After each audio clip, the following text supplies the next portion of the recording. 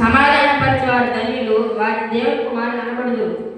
లోకాసు వార్త 14:12 నీవు పగటిదైనను రాత్రిదైనను చేయనప్పుడు నీ సహోదరులైనను నీ స్నేహితులైనను నీ బంధువులైనను నీ ధనవంతులకు పొరుగువారినైనను నీవు పెరగొద్దు. వారు ఒకవేళ నిన్ను మరలాడుతురు కనుక నీకు ప్రత్యుపకారము కలుగును. నిర్గమకాండము 4:11 యెహోవా మానవులకు నోరించిన వాడు ఎవడు?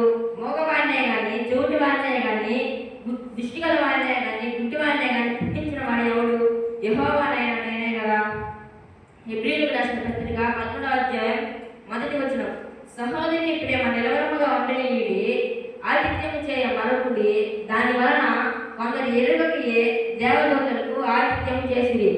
అపొస్తలుల కార్యములు 20:35 మీరు ఇలాగ ప్రయాసపడి బలహీనులను సంరక్షింపవలననియు పుచ్చుకున్నటి కంటే ఇచ్చుట ధన్యము. ఆమేన్. అలాగే నేను ఇంటి దగ్గర నేర్చిన కంఠస్వరం చెప్పబోతున్నాను. కీర్తనల గ్రంథం 1 దుష్టుల ఆలోచన చూపున నడవక, పాపుల మార్గమున నిలవక, అపహాసములు కూర్చుండగా యెహోవా ధర్మశాస్త్రమునందు దివారాత్రులు ధ్యానించేవాడు ధన్యుడు. అతడు నీటి కాలం వేరున నాటబెట్టినై ఆకువాడగా తన కాలమును పరిమించి వలె నిన్ను అతడు చేయడానికి సఫలమగును. కాబట్టి దుష్టుల గాలి తలపెట్టుకుంటూ వలె ఉండురు. కీర్తనల గ్రంథం 23 యెహోవా నా కాపరి, నాకు ఏమీ కలగదు.